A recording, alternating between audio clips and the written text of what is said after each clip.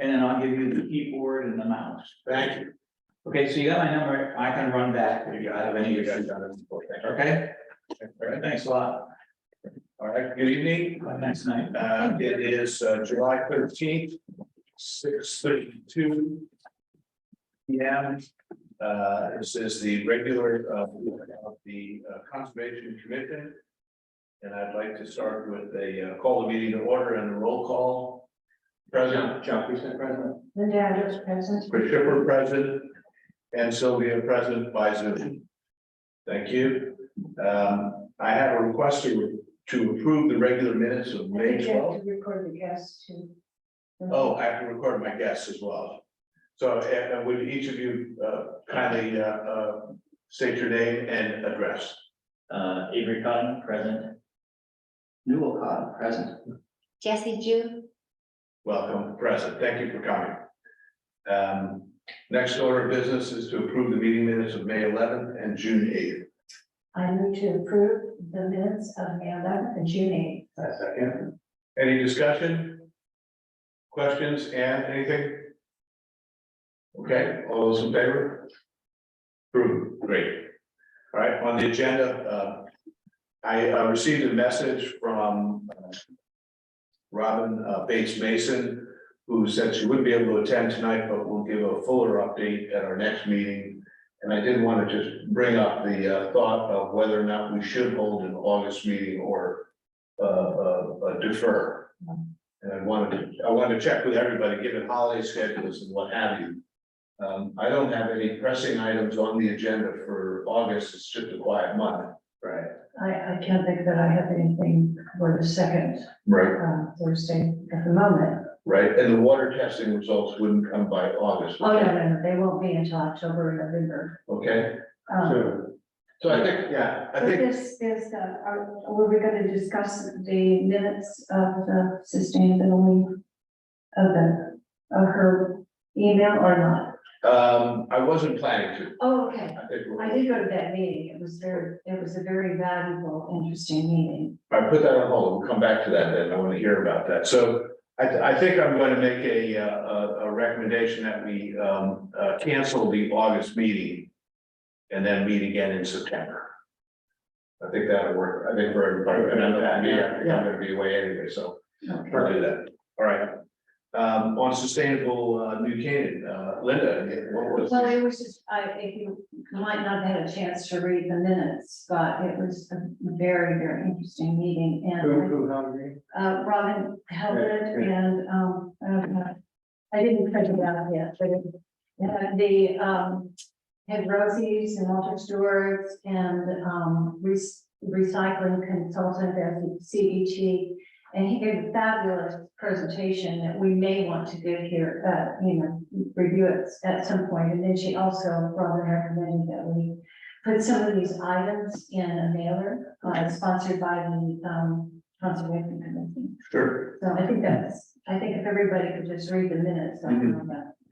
This was largely on the focus on the food recycling. Food recycling, Got it. yes. Got it. And between households and commercial establishments. Yes, and involving the food pantry and mostly commercial establishments. There was consultant there that would advise the commercial establishment on how to better recycle and, Right. so it's definitely something that should go on our website. Got it. So All right. we can review that in September or maybe offline. I don't know how you want to do that.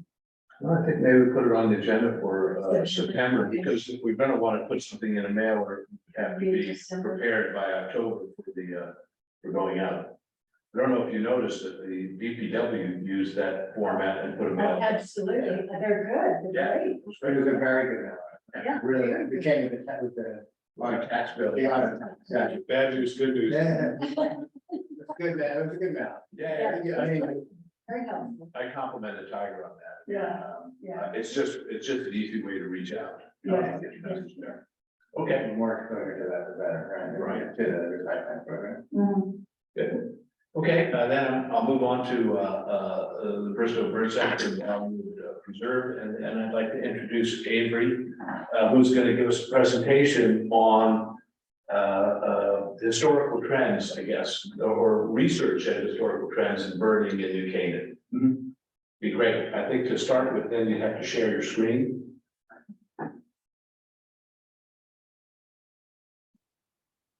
Set. And there you are. Okay, so I should just stay muted and. I think you want to stay muted on your screen, Yeah, but speak loud enough so that it can be recorded. yes, okay.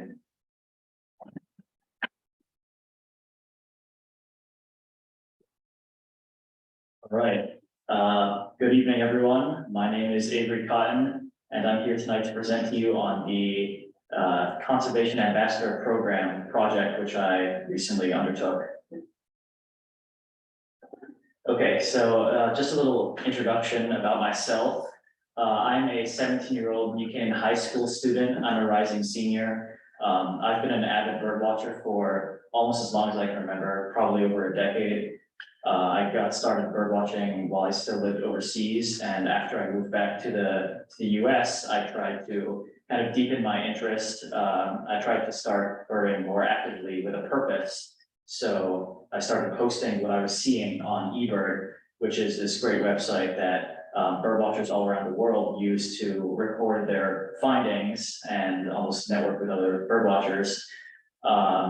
And I attended the Cornell Young Birders event a couple weeks ago, which was great. So as I tried to deepen my interest in bird watching, I also tried to basically form a connection with kind of the broader spheres of conservation and environmental science, which led me to found the New Canaan Green League, which is just a club run at New Canaan High School. And I also tried to establish hotspots for land trust properties a few years ago, which basically just had the aim to encourage bird watching and for people who are using eBird to visit the properties more often. And also over the past couple of years, during the summer, I've taught intro to bird watching classes at the Carver Center in Norwalk. So yeah, that's just my background. So about the project itself. So this was a project that was run by the Natural Resources Conservation Academy, which is this institution run by the University of Connecticut that is aimed to kind of unite like-minded people who share this passion in conservation. And this academy annually for a number of years now has run this Conservation Ambassador Program, or CAP for short. And this consists of two parts. So there's a week-long session at UConn where the students get to engage in kind of research and just education about all different aspects of conservation. And then the second part, which is what this presentation is on, was an independent project designed by myself and my mentor, Frank Gallo, who's the naturalist at the Nature Center in town, as well as with the help of UConn grad student Chris Kane, who's pictured here to the left of me. And so together we investigated bird population trends a few decades ago using New Canaan Audubon data, these archives that Mr. Gallo retrieved from a building on the Nature Center premises. Is that from the Audubon House? Yes. The dilapidated Audubon Yeah, House? it was, Down- yeah, this is Oh from, my goodness. yeah. And I believe that's what it was, yeah, which was great because they would have been lost to history if they hadn't been, yeah. Oh, well, it's historic. Yeah. Like the animals and the Right, rats and them. yeah. So these archives, they spanned over 1,200 individual checklists from 1977 to 1992. These checklists were compiled on a monthly basis, which was, kind of a shock to me, having used eBird for several years now, and I've become accustomed to posting my sightings just on a kind of like a, each time I went out bird watching, I just posted on like an hourly basis or whatnot. And so one of the fun parts about analyzing these records was that they were sometimes notoriously difficult to read and to decipher. So that was kind of something that I enjoyed while flipping through them. Yeah.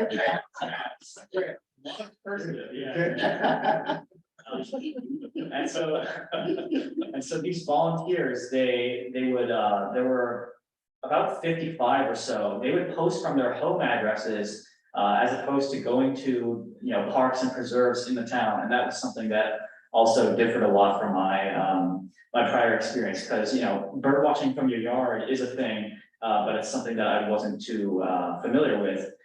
However, that being said, places like Waveney and Mead Parks and Bristow Sanctuary, their names still showed up in the record from time to time. And so it was interesting to see what kind of bird life they supported back then.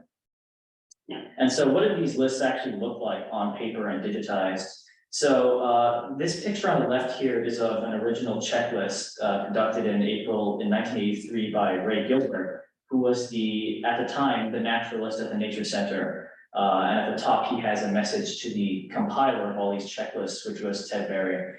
And so pretty much the way these checklists were organized was they just had a list of all of the different bird species that had been recorded at that time. And what the volunteer would do is they would record the first day of the month in which they saw the species, as well as a rarity code. So there were 4 different rarity codes ranging from a single individual seen to abundant. And so for this particular month, Mr. Gilbert just recorded his checklists. He made a couple of notes, and yeah, that was that. So with the Nature Center checklists, I felt after discussing it with Mr. Gallo, I felt that it would be great to help preserve these records in a more accessible place, which was eBird. So I just digitized this list and put it over here onto eBird, where I tried to kind of take as much information as possible and make it visible. So in total, there were 41 species observed, and all the X's here indicate that these species were all observed, but an indeterminate number was recorded, because they only the way that this worked was they only recorded like with the rarity code as opposed to a specific number of individuals, unless only a single one was seen. Okay, and so who actually submitted these observations? So quite a few volunteers contributed to these lists over the years, some of whom were pretty regular contributors, basically just churning out lists month after month. So the observer with the most checklists was Moon Hannon, who posted 158 lists, and he birded from his residence, which was at Canoe Hill, Smith Ridge Road. And what was interesting about Mr. Hannon was that he ended up donating a parcel of his land to the New Canaan Land Trust. And so it's cool to kind of imagine that the place that he was birding from, that he recorded all these different checklists for, would eventually turn into this land trust property. The second most prolific observer was the Pat and Bob Dix couple, who posted 135 checklists together. They lived up north at Lakeland Road, which is adjacent to Laurel Reservoir. And so that's also of note, because Laurel Reservoir is one of the top hotspots, birding hotspots in New Canaan. I believe it's surpassed 100 species. And so I'm currently working on trying to digitize some of those checklists, because it's important to know what was seen back then and kind of compare that to what's been being seen these days. And How many hotspots are there set up around? in New Canaan, Yeah, roughly, I'd say a couple dozen, with the land trust properties, as well as kind of like a bunch of different parks like Irwin, Mead, the Bristow Sanctuary. and who set them up? Various people? Yeah, lots of different people, really. There isn't really just one person that's in the list. So yeah, some of the other observers included Tommy Fox, who had 79 checklists. She's also a well-known bird watcher at the time. And Emily McKay, later Nisley, who posted almost 60 checklists. And then I'd also mentioned Ted Berry, who was the compiler. And he also submitted his personal observations from his home address in Soundview Lane. And then lastly, I felt behooved to include Ray Gilbert here, who was the naturalist. Yeah. Okay, and so what actually came of all of these checklists? So there were quite a large number of first seen or otherwise unusual species recorded over this 15-year time span. I'm not going to read out every single thing on this rather wordy list, but a couple of the more interesting records included Wilson's plover here, which was recorded at Laurel Reservoir by Pat and Bob Dix in 1983. So this record was not only a first for New Canaan, but it was when I went to look on eBird, it was one of the first records of the Wilson's plover in the entire county, and one of just I think maybe a handful to a dozen in the entire state. So that was pretty fascinating. And also this Carolina chickadee record from 1990. This was pretty bizarre because actually I think that would have been the first record for the entire state. So yeah, I'm currently working on trying to get that verified, and yeah, that was pretty special. And wild turkeys were not in New Canaan until. Yeah, 23rd. yeah, exactly, yeah. That's interesting. Yeah, so yeah, I'm gonna talk a little bit more about that later. So some insights that I gained from, sifting through all these lists, kind of personal insights about the volunteers who were contributing them. So people would comment about birds that today in 2023 are currently, if you have a bird feeder in your backyard, they're pretty frequent visitors, but back then used to be unusual.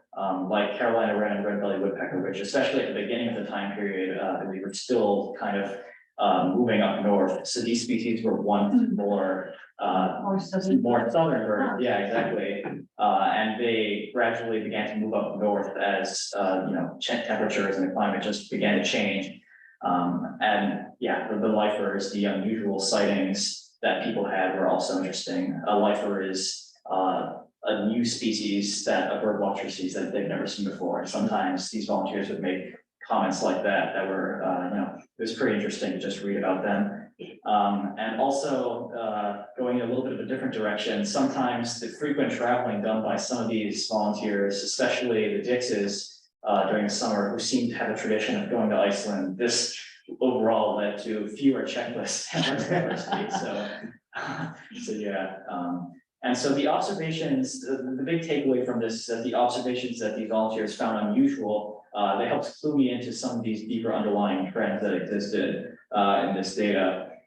So for instance, one-off sightings, such as of birds like the wild turkey, would essentially prove to be these harbingers, because today wild turkeys are definitely not extremely rare around here. You can easily see them just trotting along the side of the merit. Yeah. Got a turkey egg in my yard this morning. Did you really? Next to the tree.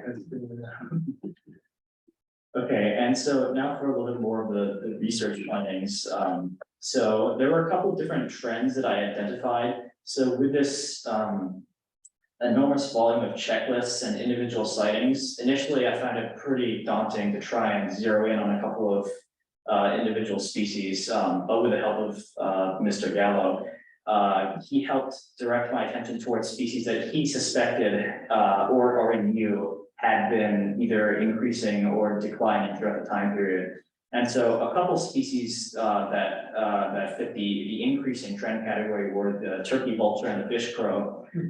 So this left-hand graph here is of the historical archives that I was looking at. And so I essentially just did a simple graph with the number of individuals seen per year to try and see how this trend held up over the 15-year period. And so both of these species had, marked increases in terms of their population. And so a few months into the project, I had, after, already looking through the checklists, I decided to try and see how this data was representative of kind of a larger body of data that covered more time. And so I decided to contact Cynthia Ellinger, who provided me with Christmas bird count data taken from the region. This data was extremely expensive. It went back to, I believe, probably 1900 or even before that. And so both of these species, turkey vulture and fish crow, they had very infrequent sightings before around the mid-1980s, at which point their populations began to take off. And fish crow especially had this, this tremendous increase. And today fish crow is fairly regular to see it or hear it whenever you're out, even if you're not bird watching. As well as turkey vulture. And so the hypothesis behind this steep increase was that these species, which had, previously been accustomed to different climates, more southern, warmer, weather, they were expanding their ranges northward because temperatures were warming around here and that accommodated, their specific needs. And so conversely, after decreasing trends, northern bobwhite and ruffed grouse, both of which were game birds, exhibited pretty steep declines. However, the trend here was a little less clear. Their populations both fluctuated a little bit more, and the number of individuals was just was never too high, so it was kind of difficult to analyze this. So it was definitely helpful to compare this to the Christmas bird count data again, which was taken on Christmas Day. And essentially this picture kind of was like a microcosm of this wider range of data, which was also fluctuating pretty significantly. Bobwhite sightings were much fewer and further between than the grouse, but both of them, as we can see from this graph, just completely collapsed around the mid-1990s. And so what's interesting is comparing this data here, this Christmas bird count data, to the actual data on eBird. So after graphing this, I went back onto eBird and tried to figure out when the actual last sightings for these species were in Fairfield County, because this data here wasn't taken from the whole county. I think it was just for lower Fairfield County. And the last sighting of bobwhite was 1983, which correlated with this red tech here. Ruffed grouse hung around for a little longer, actually. The last sighting was in 2009, so about a decade and a half after this last tick here. And even though this data was found or was taken on Christmas Day over all these years, I still thought it was statistically significant because of just the number of years that it was taken for and how well it matched up with the actual trend that I saw on eBird. And your hypothesis for why these species are no longer being cited? There's a little bit more difficult to come up with something like this. I would say in part their declines are attributed to probably the climate as well. I think they're more suited for just colder climates overall. And also I think one of the sources of their decline was this just with game birds in general. I'm not 100% sure if these two relied on it, but something called mass crops, which was just basically this food source for game birds. And Mr. Gallo hypothesized that this, because their abundance fluctuated a lot throughout the time period, that this could have led to the eventual decline of these species. So it's a little bit more hazy for these two. But yeah, I think temperature, food sources, and also the changing landscape and topography of New Canaan, really just with development, was most likely. More field birds. The ground. Yeah, exactly. Yeah, those have declined precipitously for the last several decades. So yeah, these two, I believe, just kind of fit into that trend for a lot of these ground nesting and grassland birds. They sure are beautiful. Yeah, the bobwhite is incredible. Yeah. Are they migratory birds or are they year round? I believe bobwhite and grouse are year-round birds, but are probably just seen more frequently in the winter because the foliage is now. Yeah. Good point. Okay, and so sources for future research. So this project officially terminated in April. However, since then, I've been kind of looking into how we can use some other sources of data to try and figure out what exactly led to the the increases and decreases observed through these in the body of data. So I had discussed land use in New Canaan.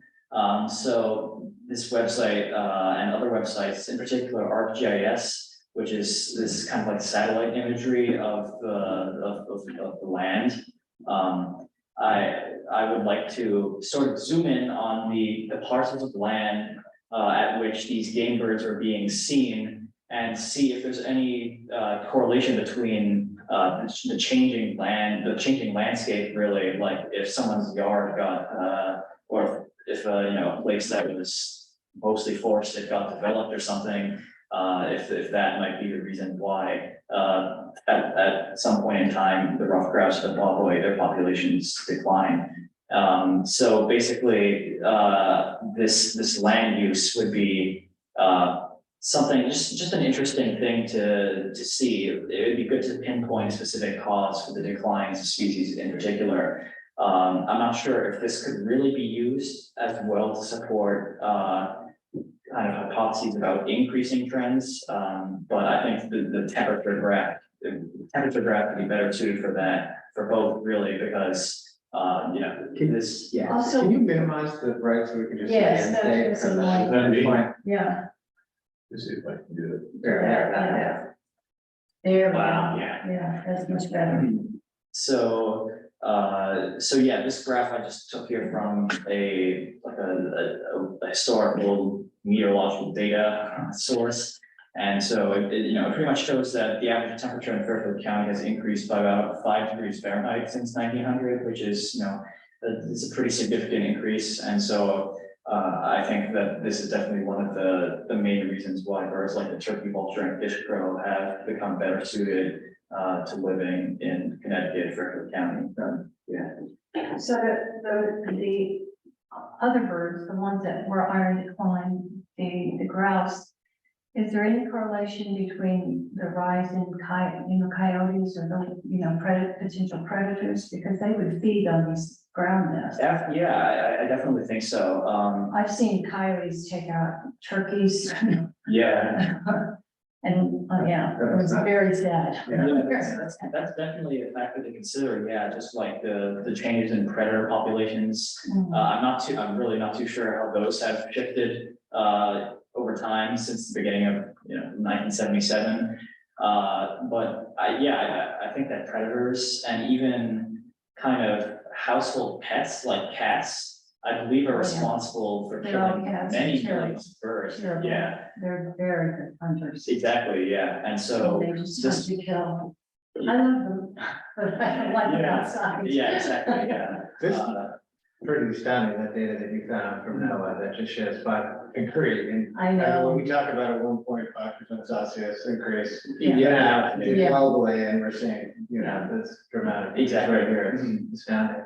yeah. Right. Yeah, so I think that's it. If anyone has any questions, I'd be happy to answer.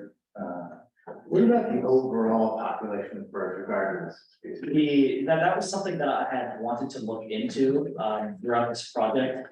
The reason why I narrowed it down to just a few species was because it would be like a very extensive project to try and transfer this data all into like a spreadsheet. Like I just kind of sifting through the checklists, you know, several times, as well as, you know, meeting with my mentor, Mr. Gallo, to try and figure out what could be made of this, and also time that I spent trying to figure out what some of the stuff actually meant, because there were times where I'd be quite confused about particular lists that I saw.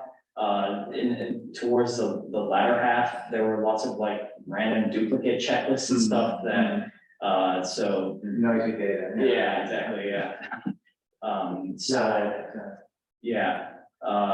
So I think it would be great if we could at some point get all of this data into, you know, a digital format and see what the actual overall population was. There would be lots of other factors and like sources of error to consider. So you know, what I mentioned during the summer months of people just not being around to actually post their observations. The fact that most of these people were doing this birding from home and not in actual like parks and preserves. So in that sense, it would be kind of difficult to see from a conservation standpoint what exactly this data indicates. But yeah, I think that's definitely something that maybe I could ask like like a grad student or something to undertake. Yeah, but that's definitely something I consider. Are you going to go to Cornell? It's definitely one, yeah, it's definitely one school. I think it's a great original data collection and bringing it up, and I get why you take two categories, one growing and one declining. Right. And it's very hard, it's a good example of micro trends that match macro trends. Exactly, yes. To get there. So that's pretty impressive. And what's interesting to me was that, you know, the Audubon Society, which looked like, it seemed like it was vibrant. I mean, look at, 150 reports, various people, regularly submitting. And I'm sure the list of submissions was greater than just the 5 names we saw. There were maybe 15 people or more. And yet it went into this quiet period after 92 or so. Yeah, that was interesting, yeah. And so it's almost like there was a 10-year, 20-year quiet period for birding.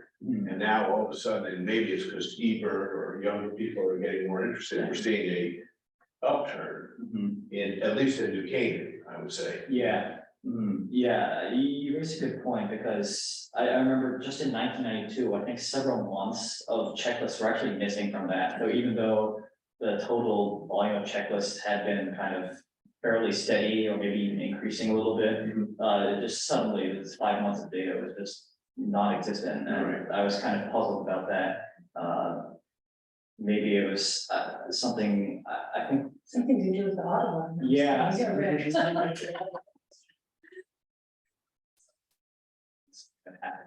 Somebody pulled the files at some point and never put them back. Yeah, something like that, yeah.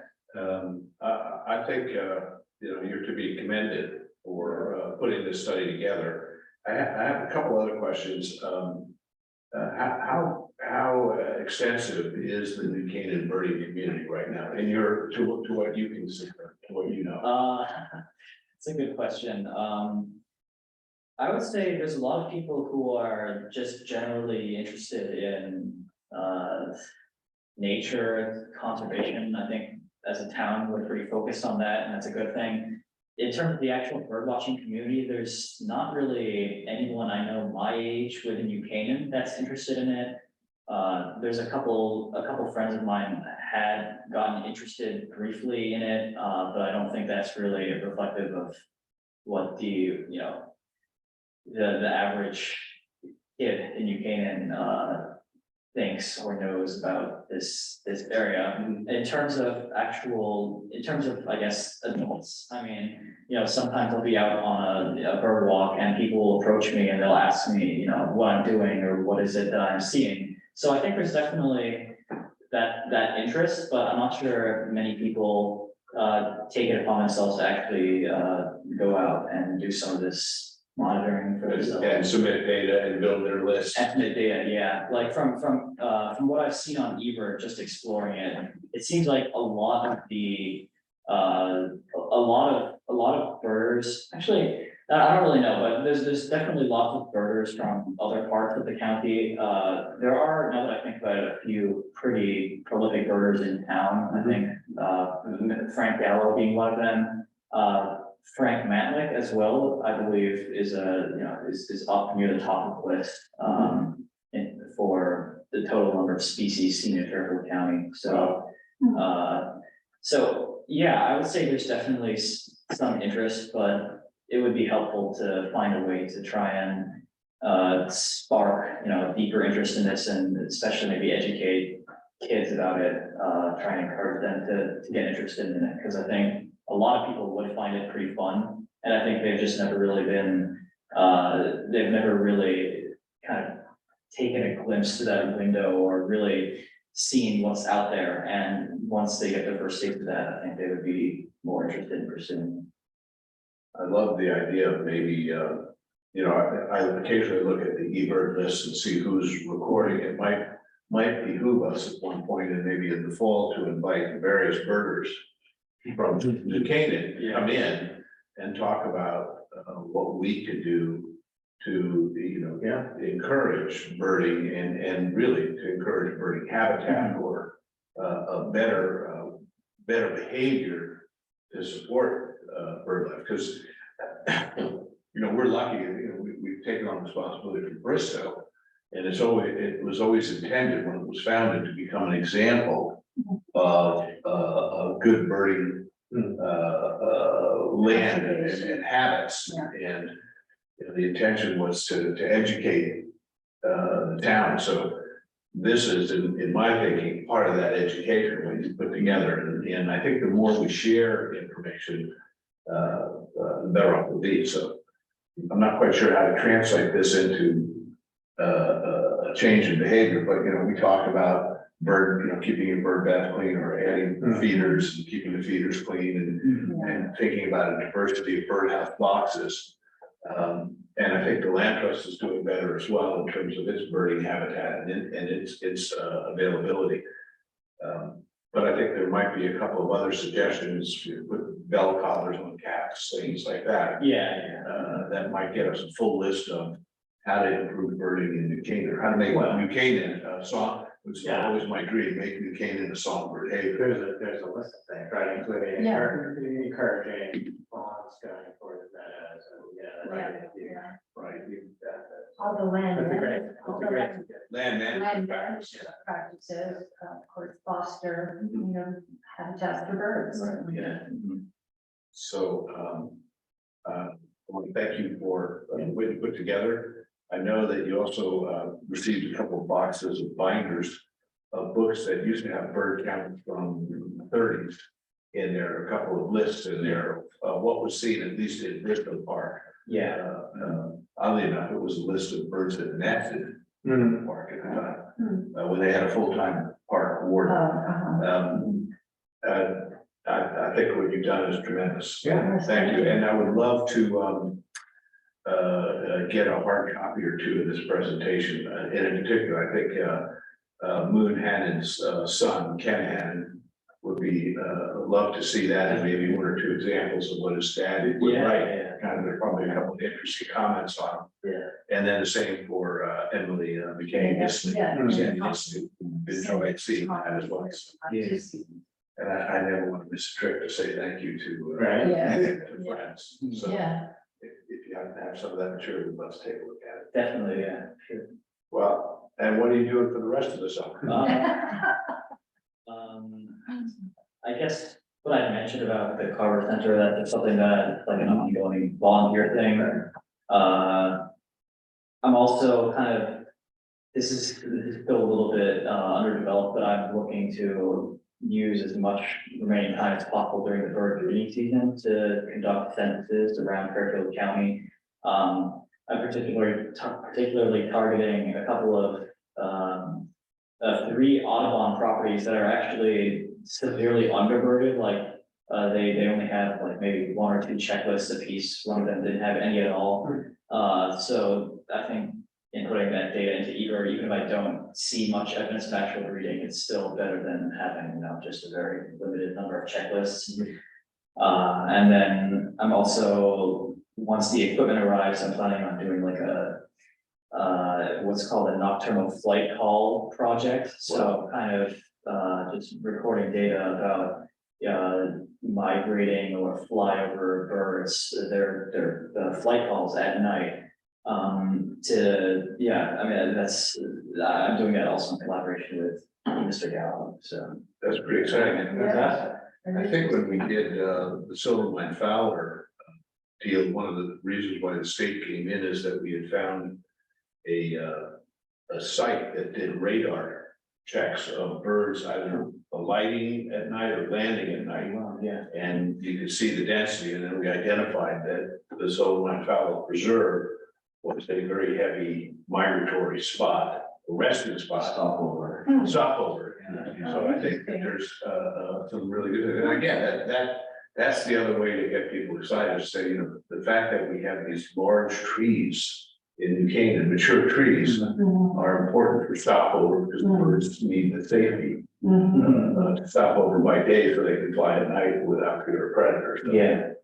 Which I think I have right? They like to stop over by day and fly at night, or do they? I think that's right.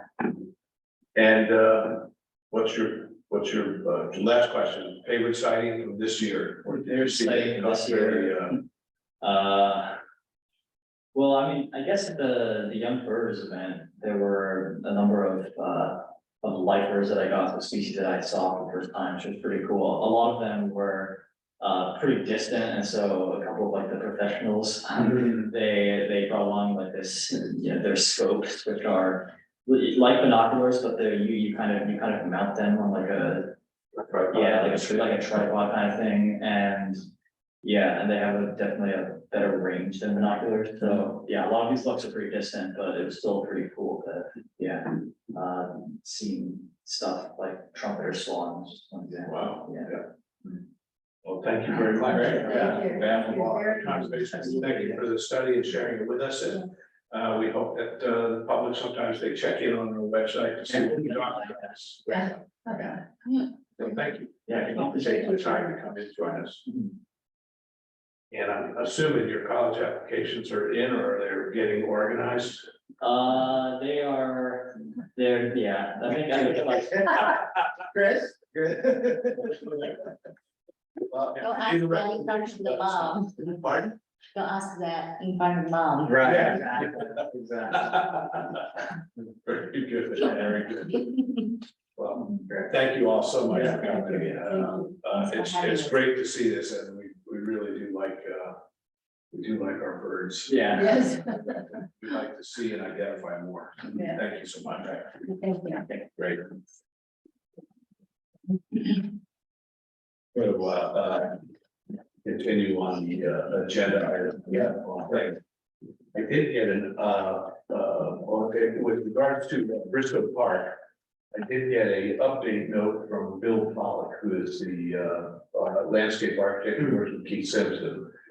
And there are a couple of things that they're going to work on. One big thing is improving the walkway in from Mead Park to Bristol Park, including coming up with a more permeable and stronger surface that's more wheelchair and senior friendly to come from the concession stand up the hill. But they're also now going to create a lower trail that doesn't take into the grade, that will come in at the gate, right at the river trail. So there's the high trail and then there's the lower river. And if you come in at the river trail, you no longer have to make the climb. Right. So more senior stroller friendly, Right. Yeah. well, which is a pretty good thing. Great. The other aspect of it is they're gonna do this cycle, and it's about $100,000 allocation. They're gonna do more of the softscape work. So the Wildflower Meadow is gonna get another round of improvement, and that will be followed by a pollinator pathway project in there as well. So that may start to that will help fix that. They're also going to work on the piece of land that's between the Wildflower Meadow and the pond. It's sort of a poison ivy, garlic mustard patch. They want to kind of grub that and replant it, and probably mostly with ferns. We have a round to continue to work on the fence line, because we've got, now there's a pair of deer wandering around in there, eating away at things. And I think to do On that the outside or inside? inside, so there's a young, somebody, a doe, old, I guess, term, whatever, inside.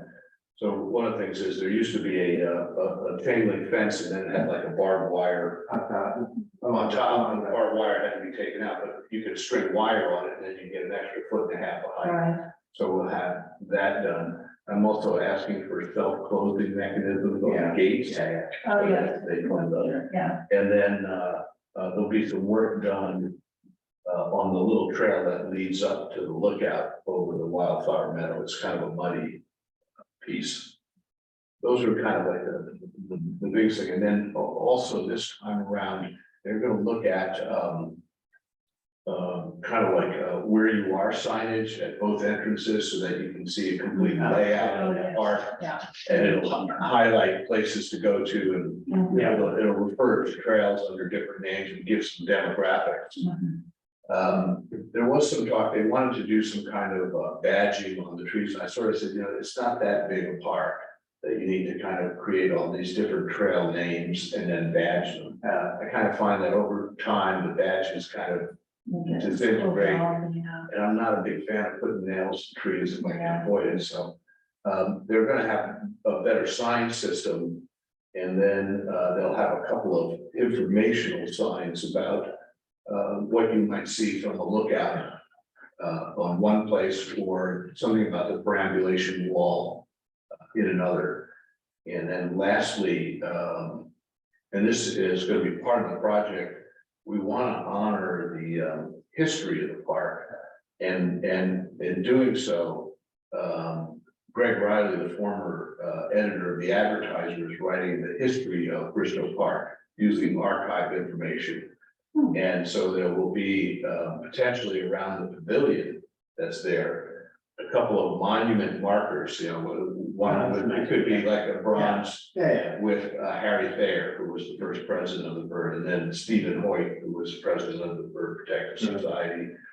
Probably Henry Kelly, who was responsible for over 15 years. And then there might be something on the Bristow Scissors, but it would be sort of like the image is, pardon me, I'm a New York Yankee fan, but Monument Park, you know, they've got Babe Ruth and a little bronze thing, so that, and these would be, they're designing them to be not massive, but sort of like, you know, a brass plaque like this on a stone. So it would be cut down low, so you can walk through it and look at it. That's kind of I'd be an advocate for all of that, but also maybe species of the tree. Like, it doesn't necessarily Yes. need. Yeah, I forgot to mention that that's also come up. There's an Eagle Scout project that is going to do tree identification, and what it's going to be is rather, it's not quite AutoCast, but what it is a system where you have a little post with a little QR code on it by a tree. And then if you flash that, it'll say, okay, you're looking at a black oak. And here's some information about black oaks. And anything, and do you have to access it that way, or would there also be a little? No, there won't be any kind of written material, I think, and in part because if you want to get all that information, it tends to be big and unwieldy. So it's going to be, and again, it's a way to take advantage of the technology, maybe skewed towards a younger crowd. But if you do it, it'll pull up information about the trees, and the way it's going to be set up is, you know, once you have a QR code, you can place it on a little stick by 8 white oaks if you wanted. But in the short time we were in there with the Eagle Scout, we identified 26 different trees. So the great thing about Bristow is it's species rich in what's there. So I'd be an advocate of saying it is a black oak, and for more information, everyone knows. yeah, we're trying to balance it out between, you know, it could be a QR code and it says black oak, and then you get more information out of it. Maybe there's a way to balance that. Well, when the proposal comes in, we can review it. And That's a great, whatever modifications. it's It's gonna be doable. Yeah. Okay. Trying to think if there was another point I needed to quickly make on that. I think, oh, Ann, did you want to bring up that? Thank you. That was a great presentation. Thank you so much. I want to just add one thing about Bristow, since you were kind of going through the checklist of development items, and it was something I noticed at the ceremony, which is that I parked over not on Old Stamford Road, but in the neighborhood along the street there, and along one of those side streets. And it occurred to me that it's treacherous to cross Old Stamford Road to get to the Bristow Park. And I wondered whether, you know, there's a lot of families living just on the other side of Old Stamford who could be using Bristow. And I wondered whether you had much support or any relationships with, you know, people on the other side of that road. And if not, maybe working with Tiger to get a safer crossing in the same way that, you know, they put in that crossing to Irwin, with the, you hit the button, all along Weed Street. Now there are more safe crossings. So it occurred to me at the ceremony, I wonder if we've got people from this neighborhood coming into Bristow, and could we encourage them to come by doing a little bit better management of that, crazy traffic on Old Stamford Road. Well, one is we got a group here that figures out how to cross Old Stamford Road, and it is difficult. Tiger did announce that he has plans waiting for final approval to build a sidewalk from Park Street down to the entrance of Bristow Park on Old Stamford Road. And I believe that that intersection of Park Street and 106, where you veer off to go up Park Street or you go 106. Yeah. I believe the new design will include a crossing there because there's already a stop sign. So it doesn't solve the problem entirely to find another way, another spot to cross. The other one is all the way up at Gower Road. There's a crossing at Gower. But I think another crossing would make sense at some point. It's just, there's really only Park Place that exits onto Old Stamford Road, and then you go all the way down a ways before there's another road that exits. There's just a private road that comes out. But I think the point's well taken, and that's why we're also pushing for a sidewalk to go from the park entrance all the way down to Gower Road. But you're right, and the new entranceway, there should be parking for 4 cars. Tiger says that's in the plan, right on Old Stamford Road. But yeah, we have to figure that out because That's a good point. I mean, ideally, it would be right at the entrance to the park, right? It would be Right. across directly right into the park, even though there's not a sidewalk on the other side. We should raise it with Tiger. Yeah. I'm sure there's a lot of issues given that it's a state road, but it's a great point. that's the big problem is crossing the state road, but. Yeah, no, they ran into difficulties trying to do that down on 106. Yeah, But I think we should bring it up. yeah, for sure. It definitely should present it. I know that Yeah. it takes a long time for him to get that written into his plan. And for sure, we're gonna have a centennial celebration, to invite the neighborhood, it makes all the sense in the world, so. I guess you would say.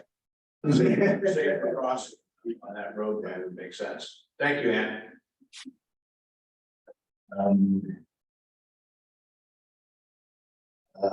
Any questions about phase 4 planning? And then just lastly, on Bristow, we did have a nice ceremony for the dedication. I don't know, that's right on the paper. Too. Yeah, that Yes, was they did. a really kind of charming write-up, and you were there, it was kind of fun. It was fantastic. I loved the programming, and now I'm excited about the the upcoming ceremony that you have planned. So I think I was wishing I had brought my kids. I think it could be something that we could really generate some excitement for. It was the first time we used the pavilion and had music in there, and it was really lovely, which is from about 200 feet away, 200 yards away, you could kind of hear what's It's still that? here. What's that? A horn? Right. What's the sound? So it turned out acoustically, it was quite good. I mean, it was actually, when you're in a woodwind quintet and they're there and you're here, it's loud. You can hear every note Right. in it. So it was a nice dedication, and it was fun to have heard the first version of the first performance of the music. So that's it. Anything else on Bristow from your sides, your questions? If not, I'll just quickly point out that the nature and environment, and you've attended, Linda, you and John have attended at the library. That meeting gets scheduled. Are you now on the mailing list? You get, No. you don't get the notices? I do. I do. Just ask Mickey to put you on the list. And did you get on the list, or did you, all right, I gotta get you, make sure you're on the list so you get notices, right? Yeah, So you wanna, I'll forward the list. okay. okay. That would be great. I'll do it right. When is the next meeting? It's scheduled for 11 a.m. on July 25th at the library. upstairs. Okay, thank you. You got it. For information purposes, on Monday evening, Tom Cronin and I went before the Board of Finance for approval of disbursement of $150,000 from the Land Acquisition Fund, which the Board of Finance unanimously approved. It's subject to a what they call an 824 review by the P and Z, and so they just, everybody has to check off on it that, okay, because you're dispersing town money, it has to, all departments have to weigh in and say, we support this, and the plan of conservation and development supports it, and what have you. And then lastly, we're going to push a little harder to get a more consistent mechanism to put the funds into the Land Acquisition Fund, which you're aware of. And then last point on the agenda, the spending for the current fiscal year was adjusted to reflect the slightly higher funding for river testing. And then we just adjusted the other two categories there. And then of the 9,000 Sustainable Connecticut support, I think about 3,000 will go towards the pollinator pathway project, and then there'll be a residual. That's all I have for our agenda for now. I'm open to any new comments or business that you'd like to discuss. Otherwise, I would make a move to adjourn. I only have, of course, my topic of the gas. I have to put in my 2 cents for that. If we were going to do any kind of survey, we need to start thinking about it now so that it could be perhaps online or in October when the leaf blowers start blowing and the noise pollution.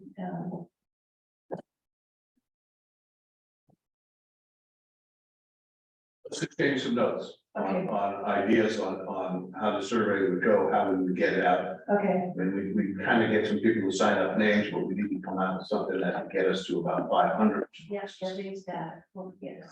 And we could probably say. Or some other way to measure community. Interest interest. in certain issues, Um, right? And makes sense, right? I'm sure we can, somebody tell us. And the social media, and you are working on social media.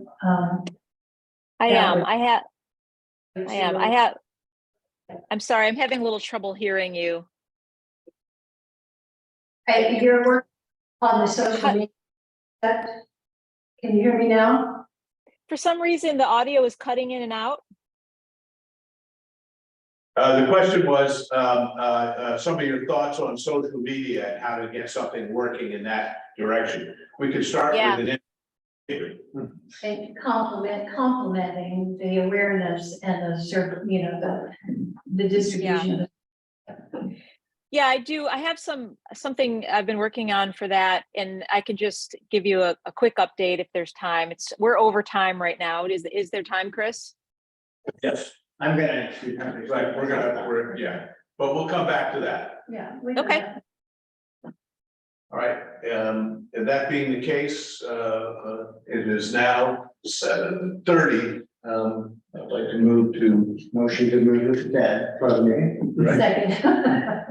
all good? All good. Thank you. Thank you. Thank you all. Take care, everybody. I'm gonna just stop recording. If I can get my mouse on it. Good.